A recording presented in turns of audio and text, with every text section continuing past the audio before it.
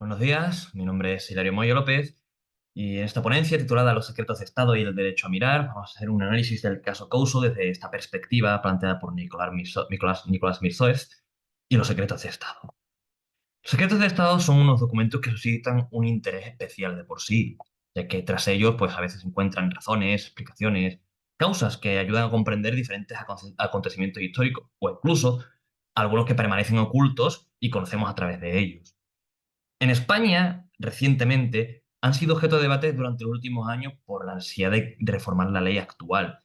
Esta es un debate, una reclamación que ha venido liderada sobre todo por el Partido Nacionalista Vasco, cuya principal reclamación está en que la ley vigente, al fin y al cabo, sigue siendo la misma que se promulgó durante el franquismo, es decir, durante la dictadura.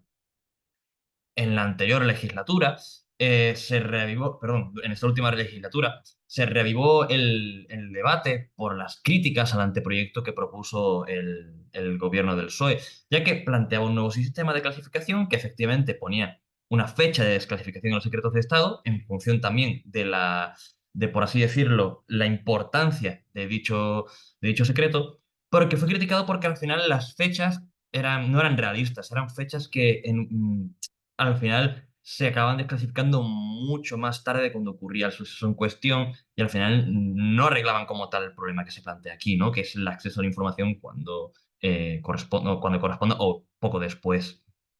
Algunos ejemplos en los que los secretos de Estado han desempeñado un papel importante son estos de aquí, de Estados Unidos sobre todo, los Pentagon Papers relacionados con la guerra de Vietnam, en la que públicamente Lyndon B. Johnson se mostraba contrario a prolongar la guerra, pero después, bajo secreto de Estado, se encontraba que no solo quería alargarla, no quería impedirla, sino que quería mandar más tropas incluso. El golpe de Estado de Chile quizá es uno de los casos más conocidos, en el cual, pues, Henry Kissinger, asesor del presidente Nixon, en público señalaba que se mostraban contrarios al gobierno chileno y que apoyarían verbalmente la oposición chilena, pero bajo secreto se mostraba una intención de derrocar a Allende, al presidente Allende y al gobierno chileno, y de apoyar la dictadura que quería implantar Pinochet. Y finalmente la guerra de Afganistán, donde frente al silencio público de la administración estadounidense se encontraba bajo secretos documentos que avalaban muertes de civiles, financiación de grupos paramilitares, un gasto económico tan grande que alcanzaba el de guerra de desgaste incluso. Entonces, aquí ya cabe preguntarse, ¿qué papel desempeñan realmente los secretos oficiales de Estado? Es decir, ¿dónde queda el derecho a mirar que plantea Mirzoeff? Vamos a debatirlo un poco más a nivel de teórico y después le damos una aplicación práctica. El derecho a mirar que plantea Mirzoeff es la capacidad de confrontar los mecanismos visuales sobre lo que se asienta el ejercicio de poder en algún momento histórico en concreto. Los archivos clasificados, los secretos de Estado, constituyen una forma de articulación de poder, en tanto que al final el derecho a acceder a ello queda restringido por quienes mismos deciden qué son esos secretos de Estado, qué es un secreto de Estado y qué no lo es. Mirzoeff señala, creo que con acierto, que al final no es tanto un derecho humano, no es mi derecho a ver como negar el derecho que tú tienes a esconder esa información. No es que yo pueda verlo, no es que yo tenga que tener acceso a él, es que tú no tienes por qué ocultar información que me puede interesar a mí y que además tú impongas tu interpretación de los hechos. En el caso de España, quizás sí se va más claro. La ley sobre el secreto de Estado, como digo, lleva desde 1968, la de la dictadura franquista, y en ella se declaran como materia clasificada, pues, aquel tipo de documentos, información, etcétera, que pueda dañar o poner en riesgo la seguridad y defensa del Estado. Esta calificación queda reservada para el Consejo de Ministros y la Junta de Jefes de Estado Mayor, quienes también determinan quiénes pueden acceder a estos secretos.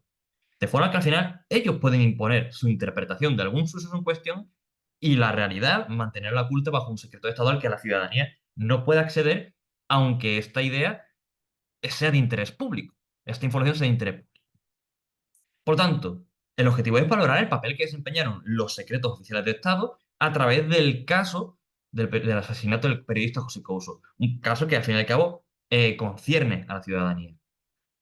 Vamos a plantear una serie de preguntas relacionadas con el estudio de estos textos visuales, como menciona aquí. Sería quién mire, quién formula el texto, qué es lo que se da a ver, qué está presente y qué se oculta, qué condicionantes económicos, políticos están alrededor de este suceso y hasta qué punto es posible apropiarse de este texto visual que serían los secretos de Estado, ¿no?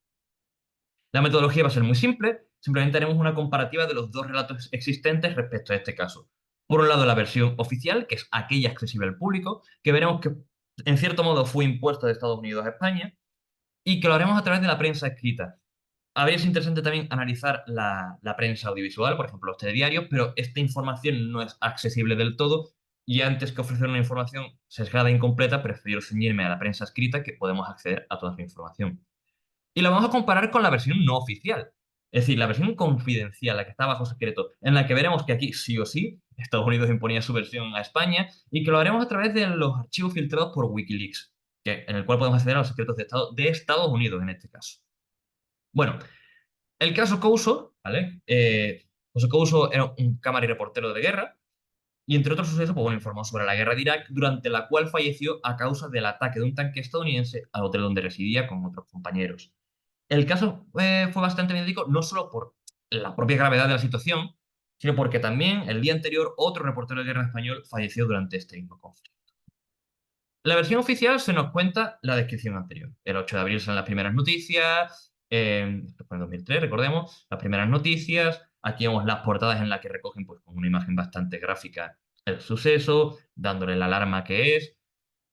El Pentágono públicamente reconocía que el ataque fue de un tanque estadounidense, pero señalaba que este ataque fue en respuesta a unos disparos que se recibieron desde el hotel en el que residían estos periodistas. No obstante, esta versión de por sí ya fue cuestionada en su momento. Por un lado, porque el mundo, como recogía, señalaba que varios testigos no presenciaron ningún disparo previo a este ataque de tanque. Y por otra parte, el país señalaba que la versión que ofrecía Estados Unidos era contradictoria, que tenía lagunas y que había partes que no encajaban. Al día siguiente, el incidente perdería protagonismo en las portadas del 10 de abril, pero, y vemos que solo hay una mención en el país donde se señala que el gobierno acepta la versión estadounidense y que no investigaría el suceso. De hecho, como se recoge más adelante el mundo el 30 de abril, las sucesivas peticiones de investigar este caso, que al final había la duda de que había ocurrido realmente, porque había contradicciones, no estaba claro que hubiera ocurrido como decía Estados Unidos, pues esas peticiones de investigación se rechazaron por parte del gobierno español. Y al final la versión aceptada es la que ofreció el secretario de Estado de los Estados Unidos. Fue un grave accidente y ya está. De forma que aquí vemos cómo la autoridad obliga a aceptar su discusión, la visualidad de la que habla Mirzoev, y rechaza cualquier investigación, que podría ser ese intento de apropiarse del texto visual que antes mencionábamos. Se impone una interpretación del suceso y se niega a seguir mirando. Se dice que hay que mirar otra parte. Si vamos a la versión no oficial, encontramos que con la producción del Cablegate se produce una tercera filtración por parte de Wikileaks en la que salen un montón de documentos confidenciales a la luz. Entre estos se encuentran varios documentos estadounidenses, ¿vale? Eh, relacionados con el caso Couso, refiriéndose a conversaciones entre gobierno estadounidense y gobierno español. Y estos documentos revelan, perdón, varias cosas o varios puntos que son interesantes. En primer lugar, que varios miembros del gobierno español, a petición del gobierno estadounidense, y hablamos de miembros del gobierno como pueden ser la vicepresidenta en aquel momento o varios ministros, que se esforzaron en impedir la detención de los soldados estadounidenses que estaban implicados en este ataque. Además, el gobierno estadounidense señalaba que mientras el gobierno español trabajaba por aquí, ellos se encargarían de señalar que el suceso ya había sido suficientemente investigado por su cuenta y que no había nada más que mirar. El caso fue archivado en 2006 y cuando se filtró esta información, el gobierno español negó la versión filtrada. Ellos señalaban que siempre se apoyaría a familias, que se seguiría investigando, pero la realidad era más bien distinta.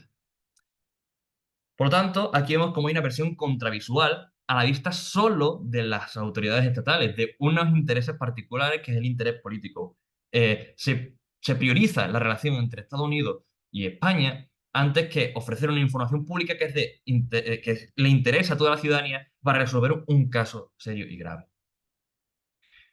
Otro aspecto importante en esta historia es la labor del juez Santiago Pedraz, que era el encargado de investigar el suceso, y al cual se le imposibilitó seguir con esta investigación. Por un lado, se impedía emitir la orden de detención de los 3 militares implicados, Estados Unidos se negaba a responder sus preguntas, el presidente del Consejo General del Poder Judicial español también aparece en los secretos de Estado señalando que se pondría de su parte para impedir la investigación.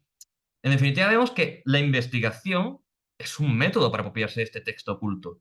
Y una vez más vemos la imposición de la interpretación. No investigues, esto es lo que hay y tienes que mirar para otro lado.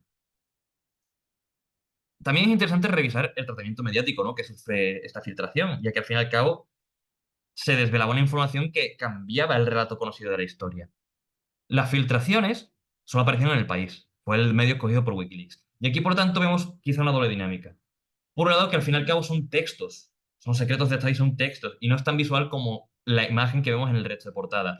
Sobre todo porque además está el factor electoral. Había elecciones catalanas recientemente y al final la imagen vendía más que un texto como tal. Tú ves un periódico y la imagen llama más la atención. Pero además es que difundir esa filtración habría sido favorecer la competencia, ¿no? Para el resto de periódicos. Al fin y al cabo, si esa información se difunde en el país y tú dices que se ha difundido en ese medio, está favoreciendo que se consuman esos otros medios. Así que recapitulemos. Queríamos valorar el papel desempeñado por los secretos de oficiales de Estado, en este caso en concreto, como fue el asesinato del periodista José Couso. Las preguntas eran las siguientes. ¿Quién mira y quién formula el texto?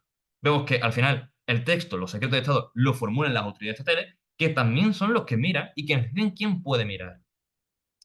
¿Qué se da a ver en esos secretos de Estado? ¿Qué es o mejor dicho, ¿qué es lo que se da a ver del suceso en cuestión y qué es lo que está presente y oculto? Hay dos versiones. Hay una versión que se presenta al público de forma visual, que es apoyar a la familia, ya se ha investigado lo suficiente y no podemos encontrar nada más, parece que el caso ha sido así.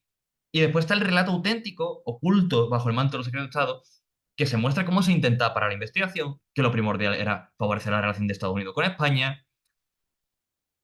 La tercera pregunta, que son los condicionantes económicos, pues en relación a esta última frase que acabo de señalar, pues saben que son intereses políticos.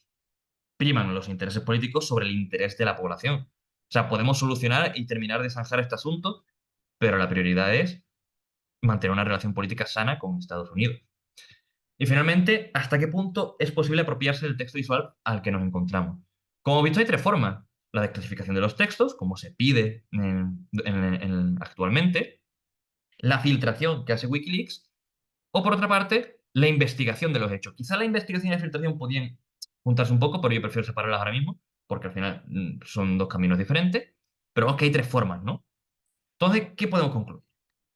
Que los secretos de Estado pueden esconder intereses particulares.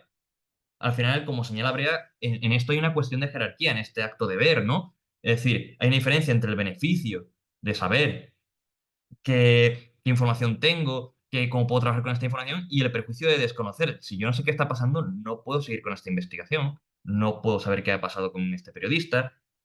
Y ahí al final hay un contraste entre quienes saben que tienen el interés particular y quienes no saben que tienen el interés público pero que no es satisfecho. La reforma que se plantea, y que a día de hoy sigue a modo de debate, porque al final llevan ya varios debates con esta ley que no termina de salir, es un avance porque se pone una fecha para desclasificar, pero no se evita el problema. Al final, reducir el tiempo de desclasificación es cierto que facilita el acceso, pero no impide el ocultismo. Al final no se impide que un interés particular pueda ocultar información que sea de interés público y que impida el acceso al resto de la población. Y finalmente, el derecho a mirar de Mirzoeff.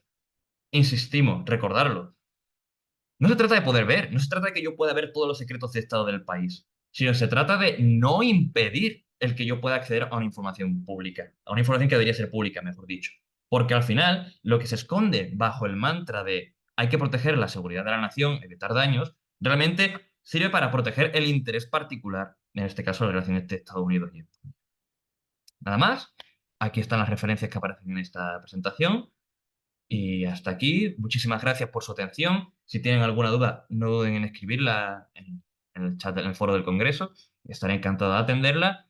Y una vez más, muchísimas gracias por atenderme.